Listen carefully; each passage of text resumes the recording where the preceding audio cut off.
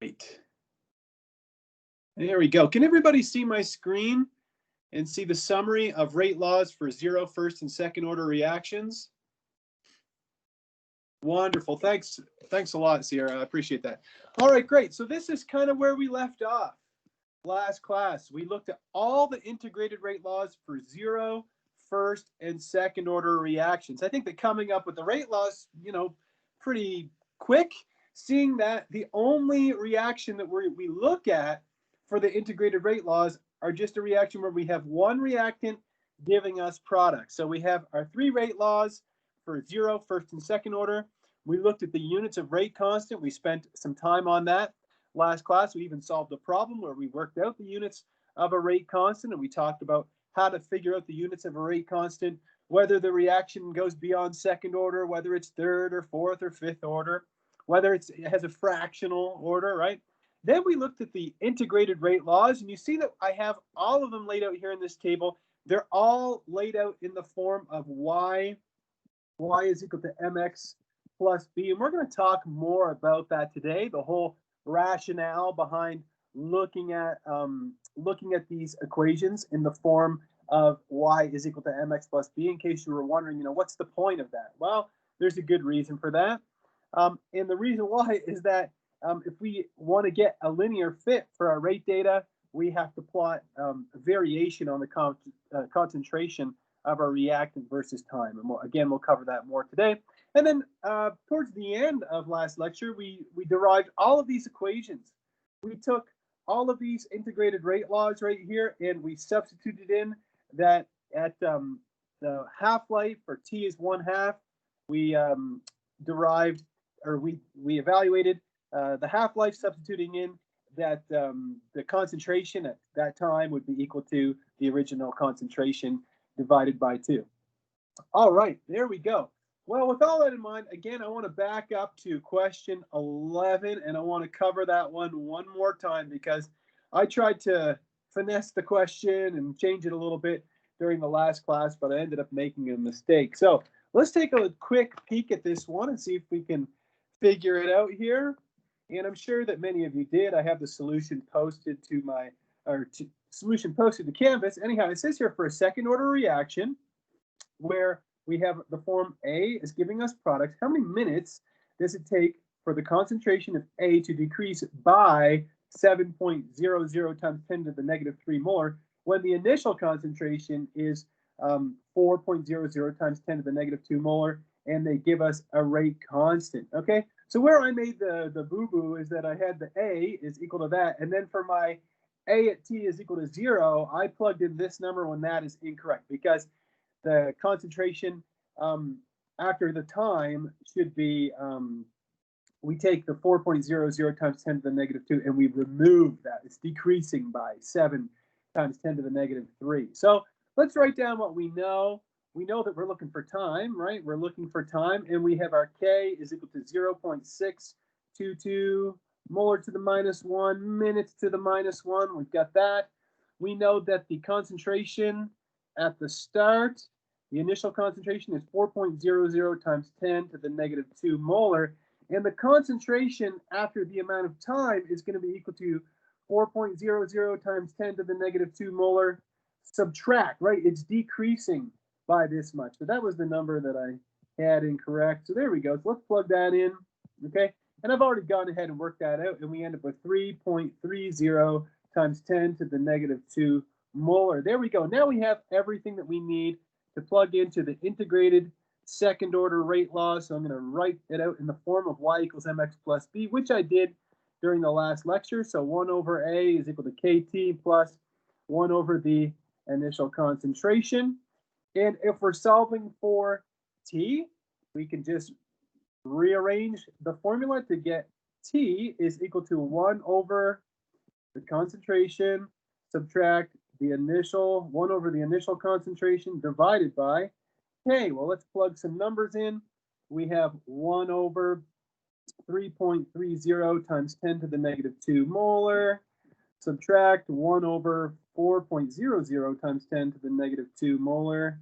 There we go. And we divide all of that by our k, which is 0.622 molar to the -1 minutes to the -1 like that. And you can see how, molarity to the -1 is going to cancel out. Anyhow, when you plug all that spinach into your calculator, you get something that looks like 30.3 molar to the -1, subtract 25.0 molar to the -1. I guess I'm going to cancel my units out a second time, aren't I? Is equal to divided by 0.622 molar to the -1, minutes to the -1. There we go. All right, so we cancel those and we end up with time in minutes.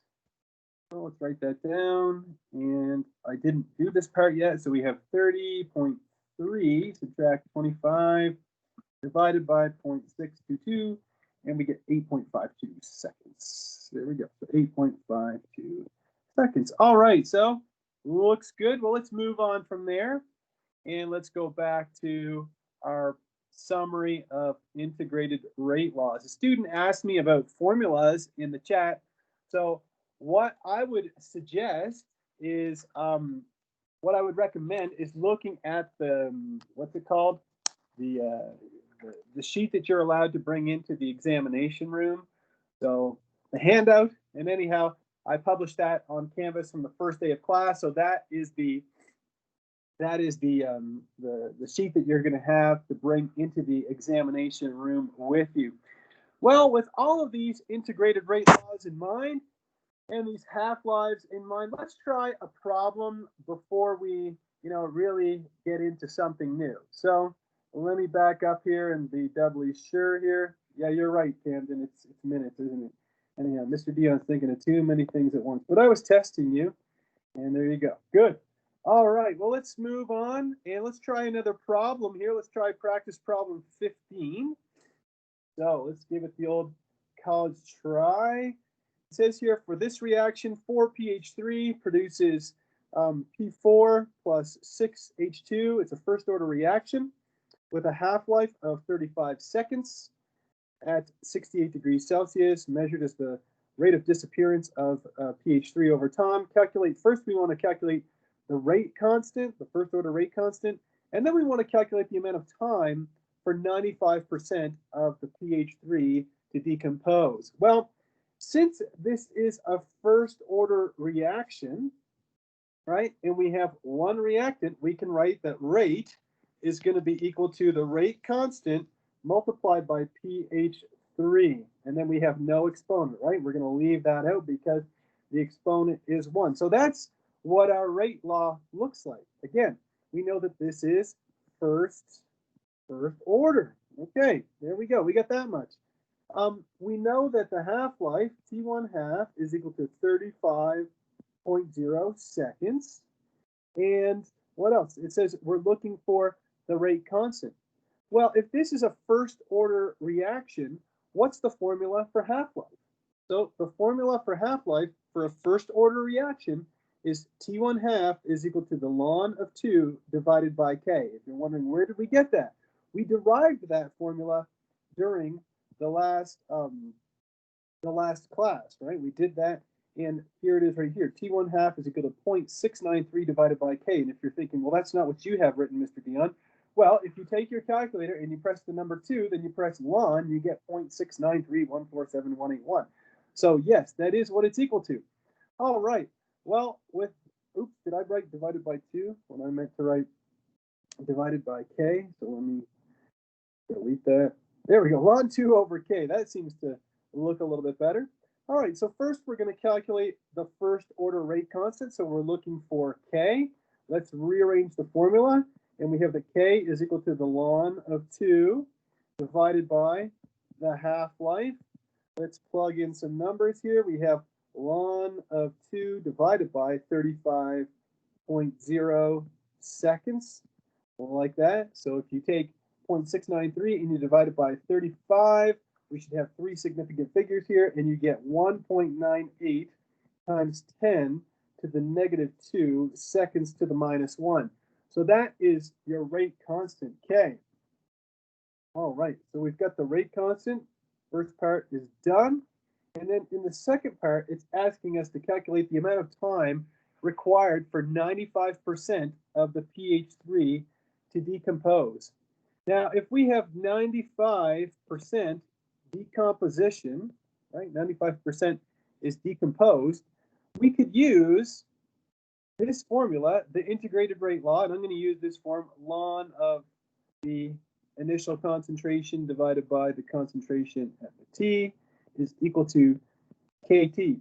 I have a question for you guys. Could anybody tell me where I would get a concentration, you know, an initial concentration of A and a final concentration of A? Can anybody tell me where I might go to find some numbers for this, for the second part?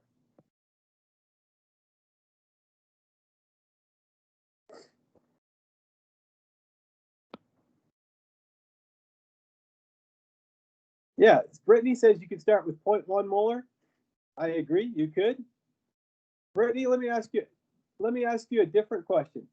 Could you use any concentration under the sun for an initial concentration? Brittany says yes. She's absolutely right. Camden says yes.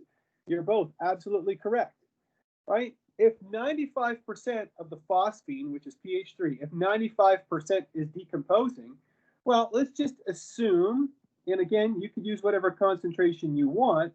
If you assume that the initial concentration of the phosphine is equal to 1.00 molar, right? Just assume that, okay? Well, if it's 95% decomposed, right, after the T is equal to time, like however much time it is, okay, well then you would take 1 and you would simply remove 95% of that. So you'd remove 0.95 molar and you'd be left over with 0.0500 molar, like that. So we have an initial concentration and we have a concentration after our certain amount of time, right? So now we have the initial concentration, the concentration after our amount of time. We've already solved for the K. So now all we have to do is solve for T. So let's do that. We have that T is going to be equal to the ln of the initial concentration of our phosphine divided by the concentration at our time divided by K, which is 1.98 times 10 to the negative 2 seconds to the minus 1. Let's plug in some numbers. So we have the ln of 1.00 molar divided by 0.00500 molar, like that. You can see that units of molarity cancel out, and then we divide that by 1.98 times 10 to the minus 2 seconds to the minus 1, and we get that T is going to be equal to, so we take 1 divided by 0.005, and then we take the natural logarithm of that, we divide it by 1.98 times 10 to the negative 2, and we end up with 151 seconds. So we end up with 151 seconds, like that. So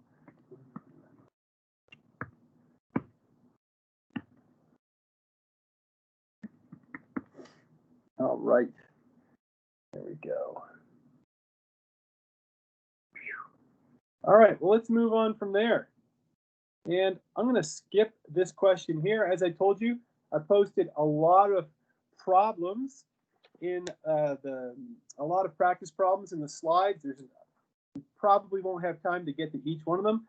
But again, the solutions to all of the problems can be found on Canvas. So solution for this is posted to Canvas, and it's not just the answer, it's the whole solution worked out. All right, let's take a look at number 17, and then after this we're going to talk about integrated rate laws in their graphical y equals mx plus b form even more. Let's take a look here. It says the thermal decomposition of acetaldehyde is a second order reaction.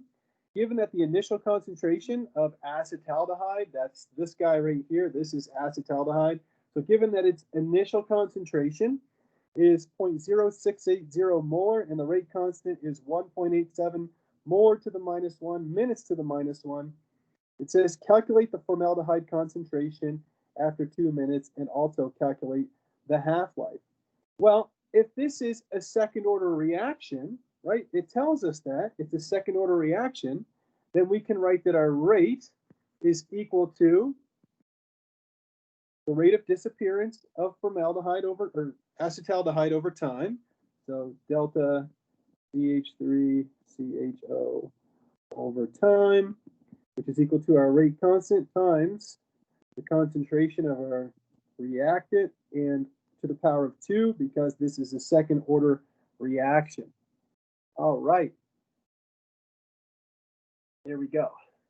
So let's take a look here. We know our initial concentration of our acetaldehyde, and we have our rate constant, and we have our time. So what are we going to use? We're going to use the integrated rate law. So this is just another example where we use the integrated rate law. In the integrated rate law, for a second order reaction, looks like this. 1 over the concentration of A times 1 over the concentration, the initial concentration of A, is equal to KT, like that. So if we want to find our concentration of our acetaldehyde at 2 minutes, I'm going to rearrange the formula. So if we say 1 over the concentration of acetaldehyde, CHO, minus 1 over the initial concentration of acetaldehyde is equal to KT, then we can say that the concentration of acetaldehyde is equal to KT plus 1 over the initial concentration of acetaldehyde, like that, and then all of that to the power of -1, right? Because it's the reciprocal.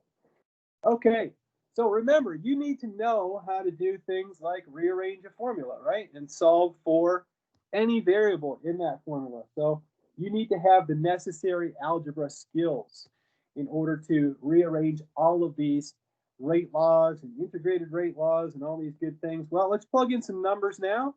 We have our K, so let's put in our rate constant, which is 1.87 molar to the -1, minute to the -1, multiplied by our time, which is 2.00 minutes. There we go, plus 1 over 0.0680 molar. And then all of that is going to be to the power of -1, like that. You can see that the units of minutes cancel out, and we're going to be left over with the units of concentration.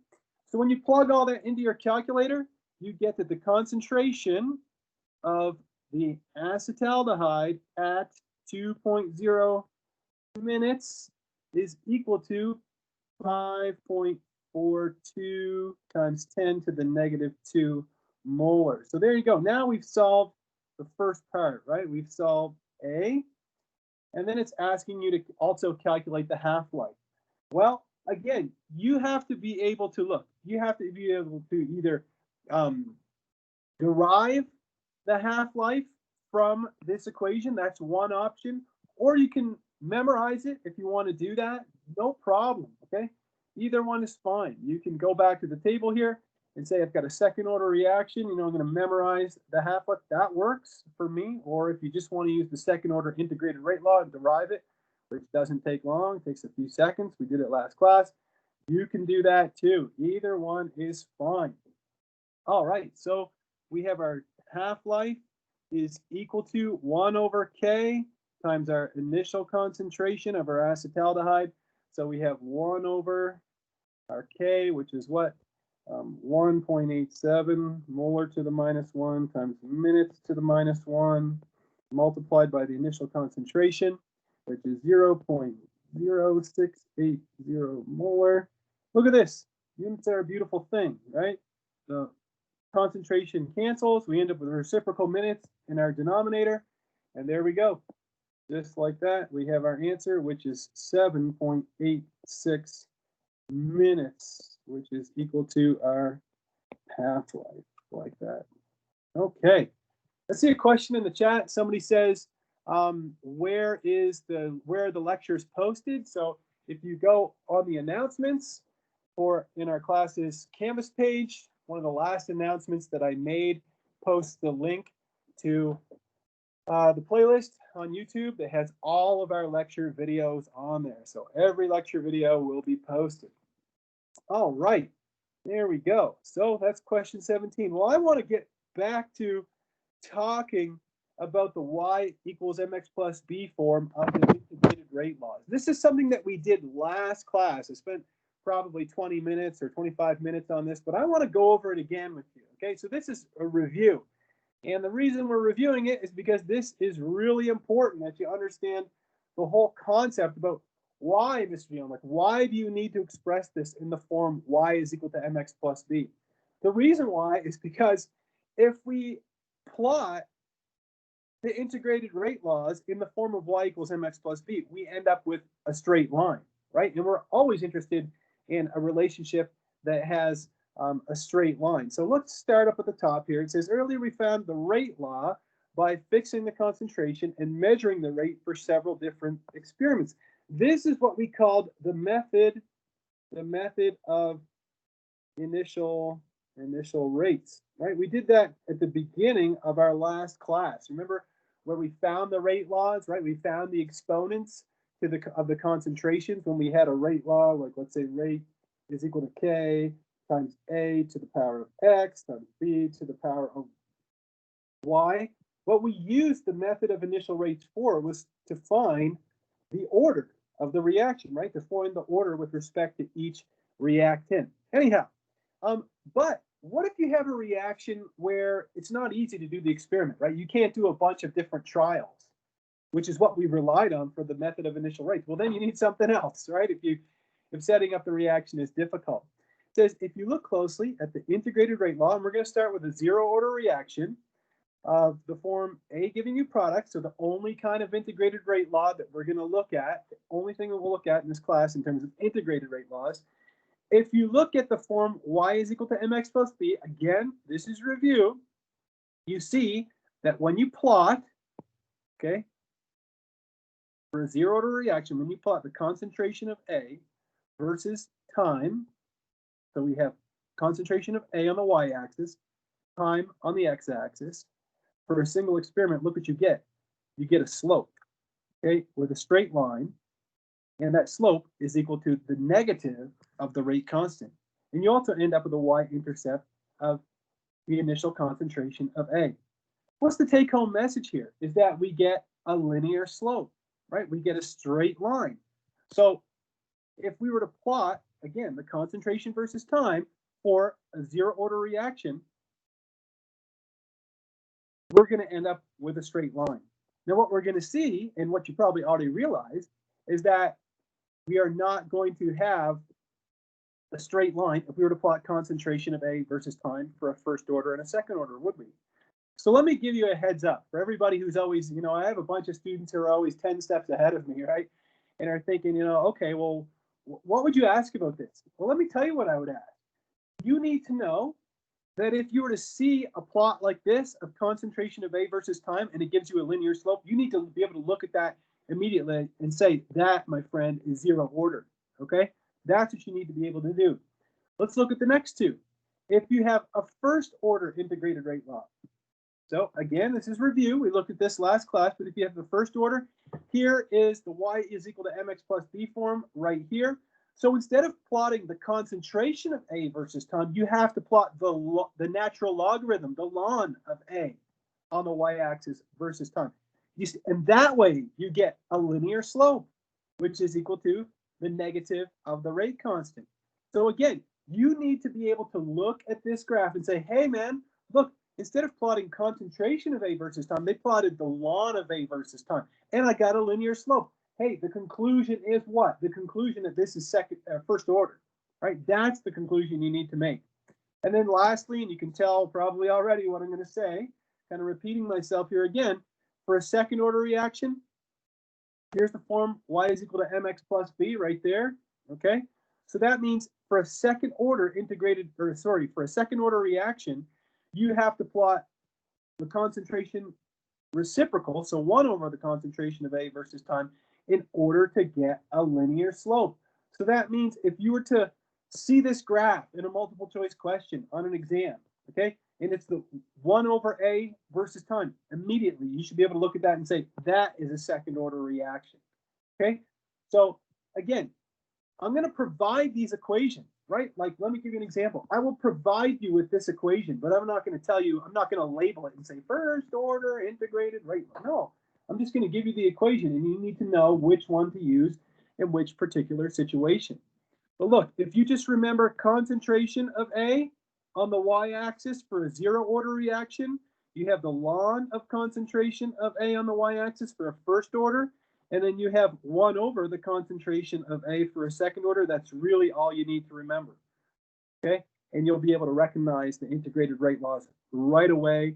You'll be ready to go, and you'll know what to do. And you'll know how to interpret it, too.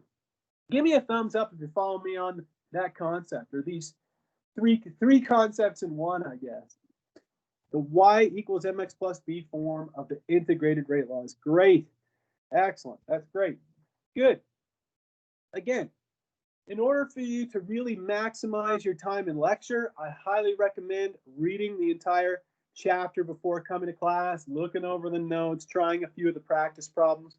But and that is, what I think is the way to really maximize your time in lecture in Chemistry 1411. Well, let me show you a practice problem that I'm not going to solve in class, but I'm going to mention or talk about it for a second here. And again, the solution to this problem, the whole solution, not just the answer, the solution is posted to Canvas in the Chapter 12 module. Let's take a look at it. It says butadiene reacts to form its dimer according to this equation. So you start with this molecule, butadiene, and it makes this dimer here. And a student or a scientist collects some data. So they measure the concentration of butadiene over time. Okay. And the question is this reaction a 0 first or second order reaction? Now, you have concentration and time. I'm just going to give you a heads up that if you were to graph the concentration versus time, if you were to graph this on the y-axis and this on the x-axis, you would end up with a curve that is not straight. So if you plotted the data in this table, you end up with something that's not straight, okay? If you plot the ln, so if you were to take the natural logarithm of all of these concentrations, C4H6, okay? And if you were to plot that on the y-axis, okay, versus time, I'll tell you again, you still get something that's not straight.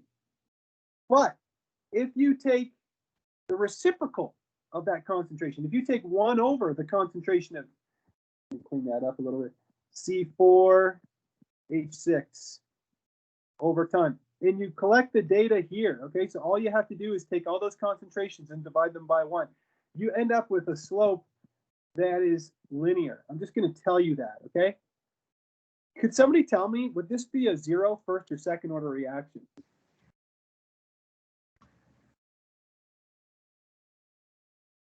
If I get a linear slope when I plot the 1 over the concentration? Absolutely, you're all perfectly correct, okay? You end up with a second order reaction, right? This is going to be second order. Now, the reason I'm not going to do this question in class today is because I couldn't ask this question this way on an exam now, could I? Okay, there's no way for me to ask the question, for me to ask you to plot the data. Okay, I'm not going to say, hey, everybody, get out of Excel and start drawing some plots. No, you're going to have some scratch paper, and I would never expect you to be able to do this calculation and then just draw a graph by hand. But the rationale still stands, okay, that you understand what's going on. That if you have a linear plot for 1 over the concentration of your butadiene, you get a linear slope, then you know that it's second order, okay? So with that in mind, you can try question or part B and part C of this question. So I'll leave you to try that one. And maybe if we have time at the end, we could take a peek at it. All right. Well, if you take a look at question 19, it's also in a similar vein as some of the other questions that we looked at already today. So if we have time at the end of today's lecture, I might come back to question number 19. I'll write it down. But in the meantime, I want to move on to something new. So I want to move on to collision theory. and talk about the Arrhenius equation with you. All right, so let's move on to section 12.5. We got 3 sections left. There's a total of 7 sections in this chapter. Let's talk about collision theory, right? Molecules colliding, right? Everybody likes to talk about molecules colliding in order for a reaction to occur. Well, if we go back to our good old run-of-the-mill, plain old rate law, right? We see the rate law tells us that as the concentration of a reactant increases, that the rate is increasing, right? Now, this is just a generic rate law for any reaction where you have, A, plus B gives you some products, okay? And we don't know what the order of the reaction is, but generally in this class, we deal with positive, exponents. So if the concentrations go up, well, what's going to happen? The rate's going to go up, right? Now, why is this so? I bet you I have, most of my students in this class who would be able to explain this to me. They'd say, well, the more molecules that you have, or the more atoms that you have in a confined space, the more collisions that you have, and the more collisions you have, then you got greater probability that you're going to have an effective collision, and you're going to have a reaction. Well, I would say you're 100% correct on that, and that's what we call collision theory, or that's the kind of the beginning of collision theory. So there's a few postulates of collision theory, but the first one that we want to look at is concentration, right? Because again, we know that the rate is equal to K times the concentration, right? This is something that we've seen over and over and over, and it doesn't matter how many reactants you have, whatever. As the concentration increases, we're going to get more collisions. Well, let's take a look at what it says down here. It says if the concentration of reactants is high, then you have more reactants crowding a common space. That means you got a greater probability of having collisions. Look, the more collisions you have, the faster the reaction is going to be, right? If in order for a reaction to occur, molecules have to collide, it makes sense that the more collisions you have, the faster the reaction is going to occur. Now, there's a really good question down here at the bottom. It says, okay, that's great, but just because molecules collide, it doesn't always mean it's going to lead to a reaction. Now, why would that be? Now, that might be counterintuitive for some people. You think, well, if molecules collide, shouldn't they just react? Like they hit each other and bang, it goes off like a shot of dynamite. And Christian says, not enough energy to react. And I'd say, Christian, you're on the right path, right? Definitely you're on the right path, right? Because we know that temperature, for example, is related to kinetic energy, right? So, I mean, they're going to need, and Teigen says, they need to have sufficient energy. So you're all on the right path, which is great. You're all kind of thinking the right thing, okay? But before we get into just the amount of energy, I want to talk about something that I bet you've never considered before. But once I show it to you, you're going to be like, that's kind of cool. Well, even if our molecules are colliding with enough energy, what's something that you've never really considered in General Chemistry 1 is the orientation in which they collide. Again, something that's not really intuitive unless you really look at it and think about it. Let's take a look at the collision of carbon monoxide plus oxygen, right?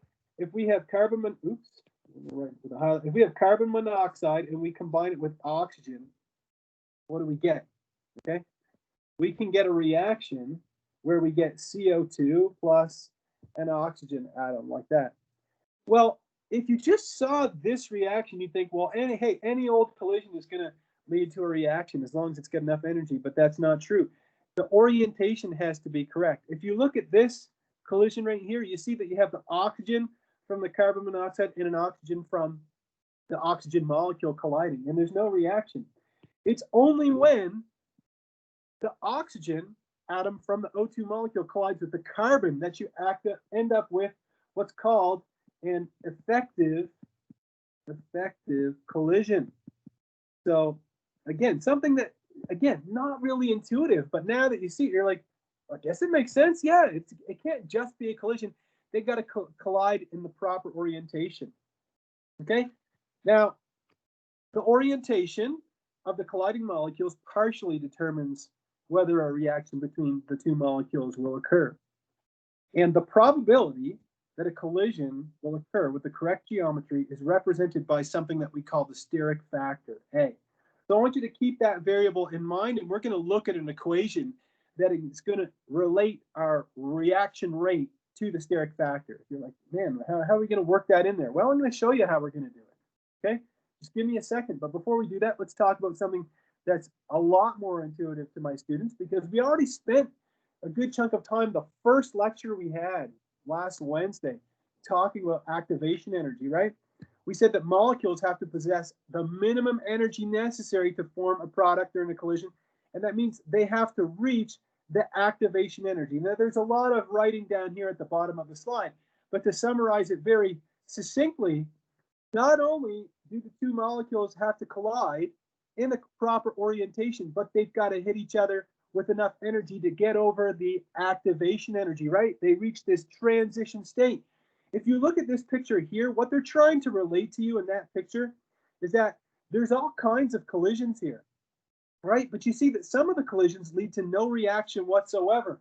The ones that are kind of surrounded by the orange bubble here, whatever, kind of shows like maybe it's flames being given off or something.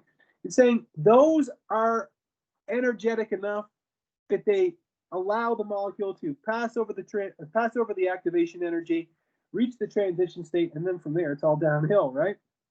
Okay, so to summarize, concentration, proper orientation, and now the minimum amount of energy to surpass the activation energy. I'm not going to spend a lot of time on the next two slides because I had them. We went over these slides, this exact slide during the first lecture, but in case you're not following, activation energy, I just want to go over it again quickly, okay? Bonds don't immediately, we don't just boom, snap one bond and then bang, like make another bond, right? There's a transition where the molecule is going to pass through something called an activated complex, where bonds are partially broken and bonds are partially formed, okay? Now, an activated complex, the reason, if you're like, well, how come we didn't talk about that in Gen Chem 1? It's because it's really unstable, okay? It's something that's going to be very fleeting. It's going to have a higher energy than both the reactants and the products, okay, the transition state. Anyhow, let's move on from there and let's talk about temperature, right? I heard somebody, or I saw somebody mention something about temperature, okay? Well, the temperature goes right back to energy, doesn't it? The molecules having enough energy, right? We've talked about activation energy and how the molecules have to have enough energy to surpass the activation energy.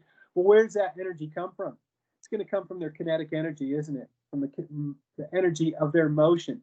So temperature is the measure of the average kinetic energy of a molecule. So the higher the temperature, the greater the number of molecules with a greater kinetic energy, the greater, think about it, add it all together, the greater number of the molecules, the greater number of molecules that we have with greater kinetic energy, what does that mean? More effective collisions, all right? That's all it is. So the higher temperature, the more effective collisions we're going to have, all right? It says here at the bottom, and I just wanted to mention this, that it's found that reaction rate depends exponentially on temperature. I know students like rules of thumb. They kind of dig rules of thumb. And there's kind of a quick and dirty one here, and that's as you increase the rate of reaction 10 degrees Celsius, rate will generally, and this isn't, it's a rule of thumb. It doesn't mean it happens all the time, but rate increases by a factor of 2 so we'll put every 10 degrees Celsius. Now, obviously, there's some limitations to that. You can't just crank every reaction up to, the highest temperature possible to get it to occur really quickly.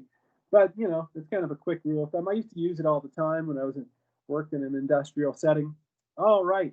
Well, okay. If you're like, what was your point for all that, Mr. Dion? What were you, why were you yammering on about that for so long? Well, if we go back to our generic equation, I'm going to write it down one more time. Rate is equal to K. And this is just an example of A to the power of X and B to the power of Y. How many times have you seen me write that down already? We're only in the third class. Okay.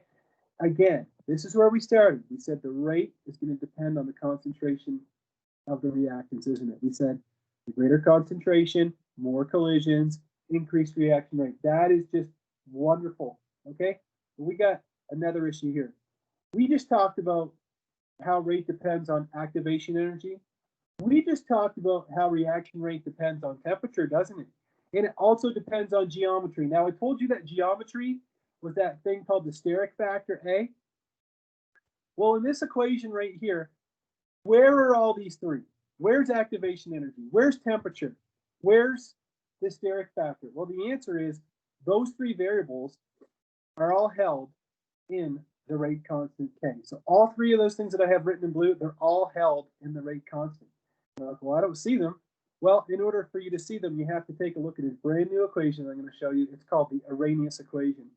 And it says that K, the rate constant, is equal to the steric factor multiplied by E to the power of the negative of the activation energy divided by RT. Now, if you're wondering what R is, I think you know by now. R is the universal gas constant. The one you have to use is 8.314 joules per mole Kelvin. And so now you can see how all three of those relate to reaction rate. Something else to consider, a couple more things to consider before we start looking at some problems. It says the steric factor, which again, and I'll remind you, in case you need reminding, is A, and the activation energy are constant for a reaction, right? Steric factor is not going to change. The activation energy is not going to change, okay? But we can change the temperature, can't we? We can run a reaction at whatever temperature we want. So we can change the value of K by changing the temperature at which a reaction occurs. And one of the things that we're going to do today is we're going to derive an equation that relates the rate constants for two reactions at two different temperatures. If you've read ahead in the book, you've seen this equation already. If you've looked through the notes or my slides, you've seen that equation, but I'm going to show you how to derive it today. I'm not going to ask you to derive it during the exam, but I want to show you where it comes from. Before we do that, I want to take a look at problem number 20. And for this problem, we're going to use the Arrhenius equation. So we're going to get a little bit of practice with that. It says here at 25 degrees Celsius, the first order rate constant for a reaction is 2.0 times 10 to the 3 seconds to the minus 1. So we have K is equal to 2.0 times 10 to the minus 3 seconds to the minus 1. If the activation energy is 15.0 kilojoules per mole, what is the value of the rate constant at 75 degrees Celsius? So this K is at 25 degrees Celsius, which is equal to 298 Kelvin. We'll call this K1 like that. And what we're asked is to find the K at a different temperature, right? We want to find K2, which is equal to something at the temperature of, what is it? 75 degrees Celsius, which is equal to 348 Kelvin.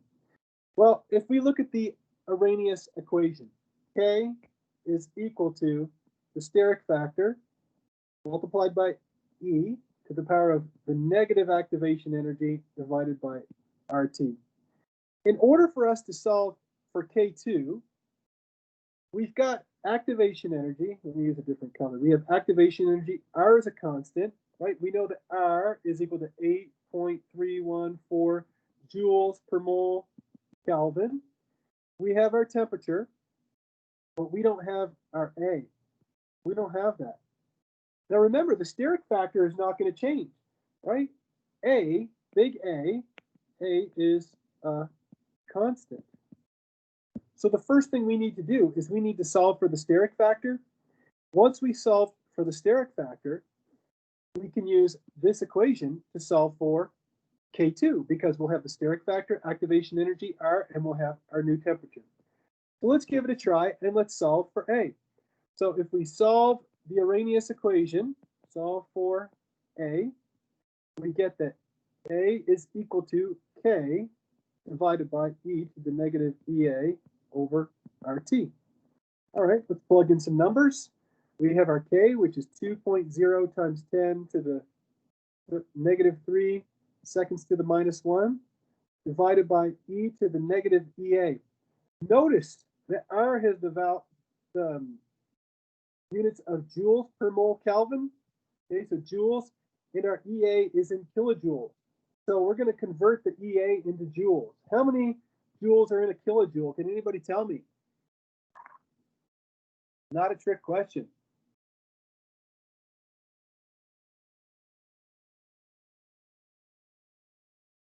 Exactly. Yes, you're right. It's not a -3. It's a 3. Oops. There we go. Fixed it. All right. So there we go. So we have our activation energy, which is going to be 15,000 joules divided by R, which is 8.314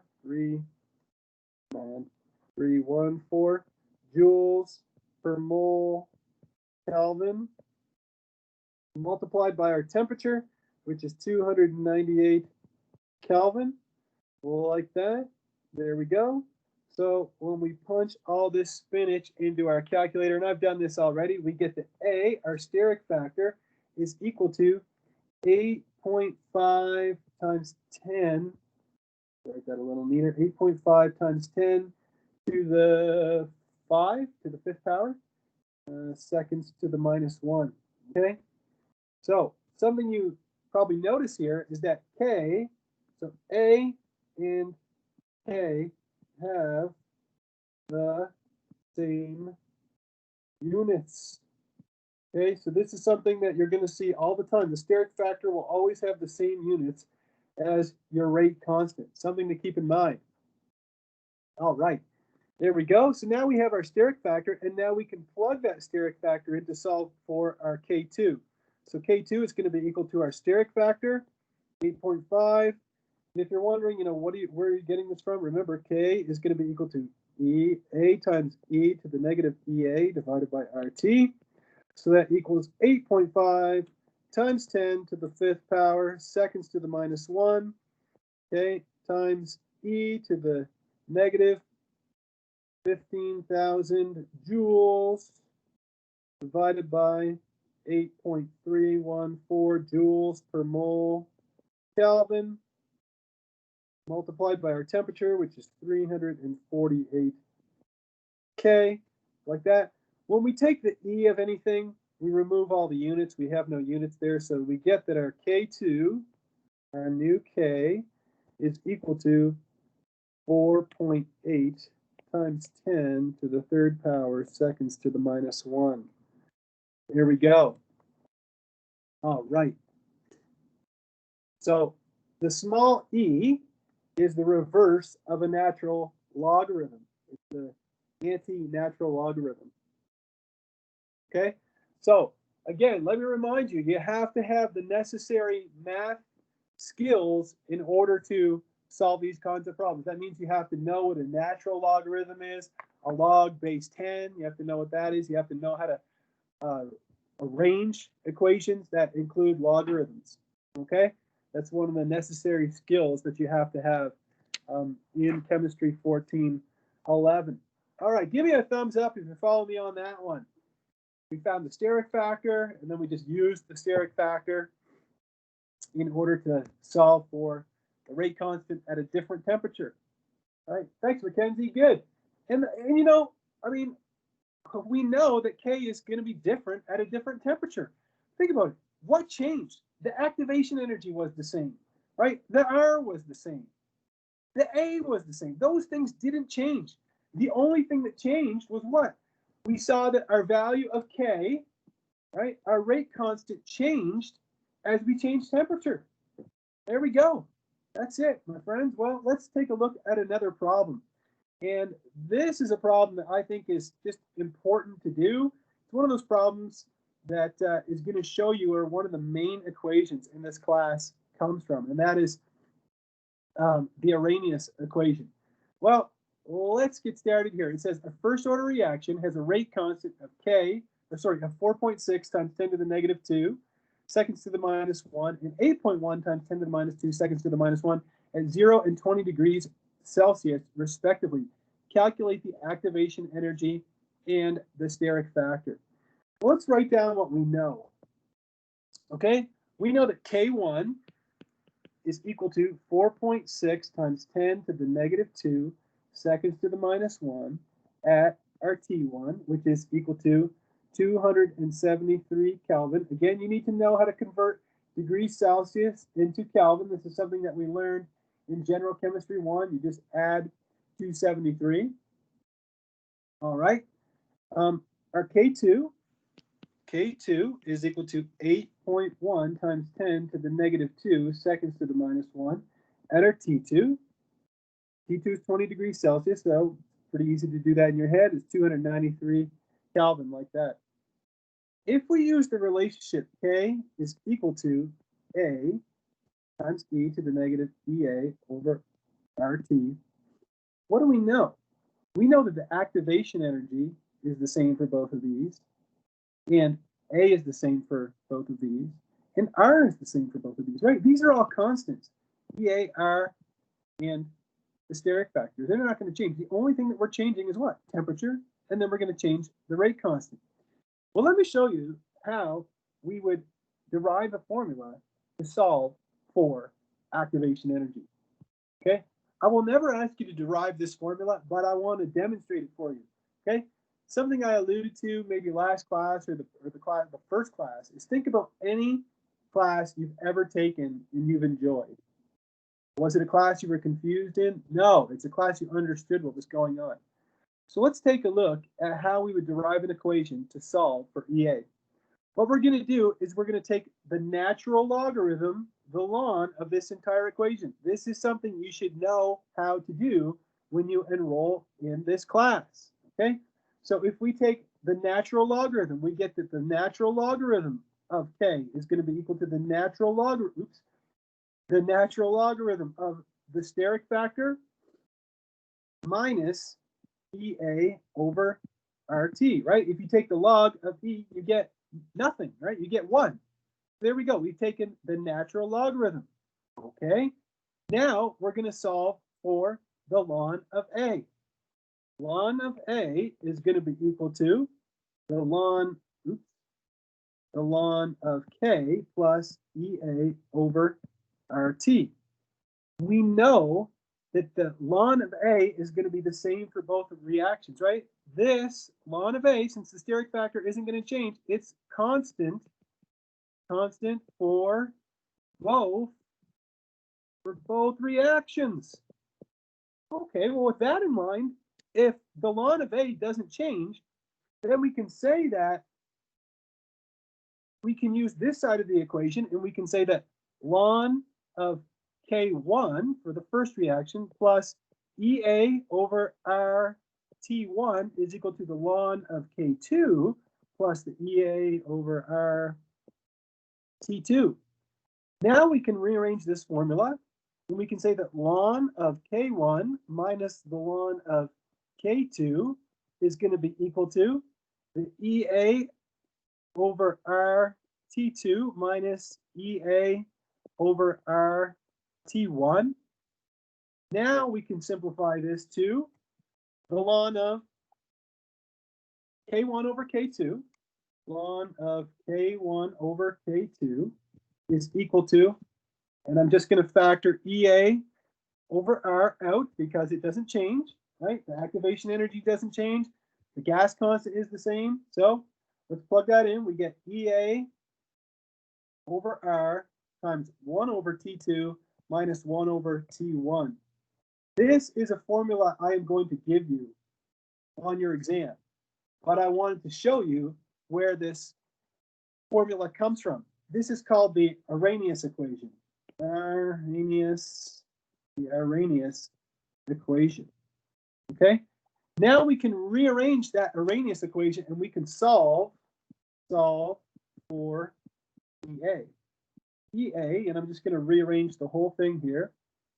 EA is going to be equal to the ln of K1 over K2 times R divided by 1 over T2 minus 1 over T1, like that. Now, in the interest of space, I'm going to try to stuff it all on here, but you get the ln of 4.6 times 10 to the negative 2 seconds to the minus 1 divided by 8.1 times 10 to the minus 2 seconds to the minus 1 divided by, multiplied by R, which is 8.314 joules per mole Kelvin. There we go.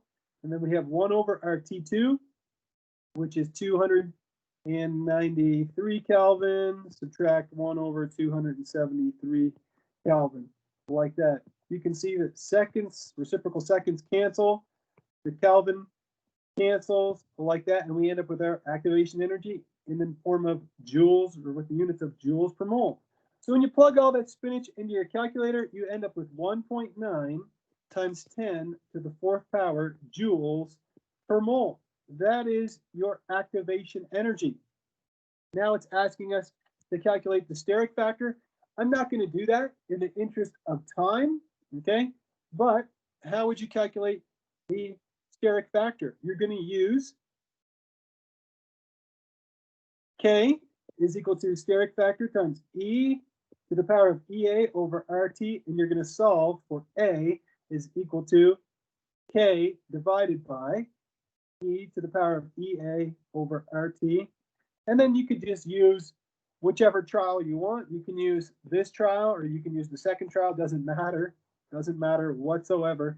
And you're going to end up with 2.0 times 10 to the 2 seconds to the minus 1. Because remember that the K, right, the K and the A should have the same unit. Now again, this is an equation. I will never ask you to derive this equation. I will give you this equation for the final exam. I will give this equation for your first exam. I just wanted to show you where it came from. And Violet even says it's neato. All right, it is pretty neato. I think it's really neato. I see somebody else mentioned in the chat, you know, I need to brush up on my algebra skills. Absolutely, okay? You need to be sure that you have the necessary algebra skills to affect these kinds or solve these kinds of questions. All right, I'm going to skip the next two questions, and I'm going to take another look at the Arrhenius equation and talk about it a little bit more before we try some more practice problems. Again, if we take the natural logarithm of both sides of our rate constant equation, rate constant is equal to steric factor times E to the power of negative activation energy over RT. If we take the ln of both sides, again, you should know how to be able to take the natural logarithm, right? You should know what a natural logarithm is. If you take the ln of both sides, you get that ln of K is equal to this. And this is in the form of what? Y is equal to mx plus b. So that means if you were to do a plot, and I'm going to try to do my best to draw some straight lines here, which I'm not the greatest at. If you were to do a plot of the ln of K, try to have it on here.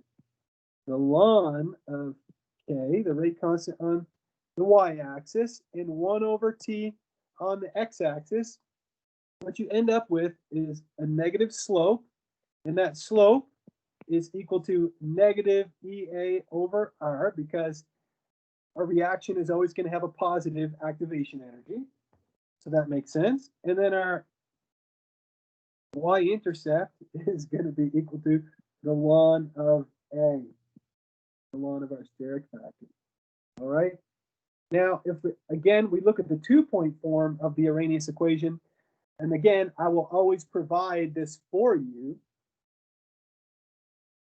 When would you need this? You know, when would you need this equation? You have ln of K2 over K1 is equal to EA over R, 1 over T1 minus T2. And this is just a different form of the way that I had written it, right? I wrote ln of K1 over K2. It doesn't matter, okay?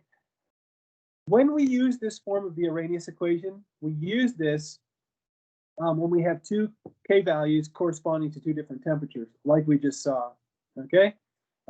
You don't have to know the steric factor in order to use this equation. So that's something that's kind of cool. Make sure the energy units of EA and A are identical, right? Because if R is 8.314 joules per mole Kelvin, you're going to want to make sure that your activation energy is not in kilojoules per mole, right? You want to have it in joules per mole so that the joules can cancel like that, okay? Now let me show you something else. Exactly. So like Ben says, it's because K1 was on the top, or K1 was on top and K2 on the bottom, so you just switch them. It doesn't matter.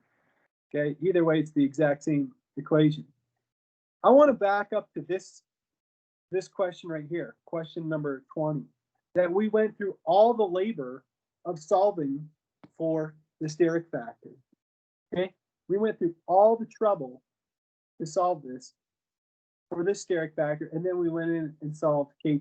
Okay, something that might be fun for you to do would be to try to solve this problem using ln of, and I'll write it the way it is in my notes after, ln of K2 over K1 is equal to EA over R 1 over T1 minus 1 over T2.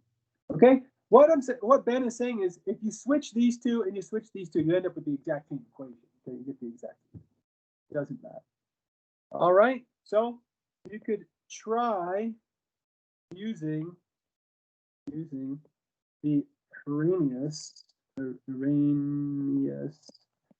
equation.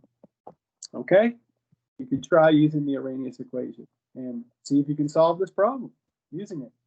And if you try it, and if you get stuck or whatever, just shoot me an email, and yeah, I can try to help you out with it, or you can go to the Science Center. But either way, you can use the Arrhenius equation. And in fact, I think this is probably one of the few times in this class that we're ever going to solve for an A. You know, you'll have to do it probably, you know, once or twice maybe on the exam. But moving forward in the class, you'll very rarely solve for a steric factor. Okay. All right. There we go. Well, let's move on from there. And there's the Arrhenius equation, one of the most valuable equations.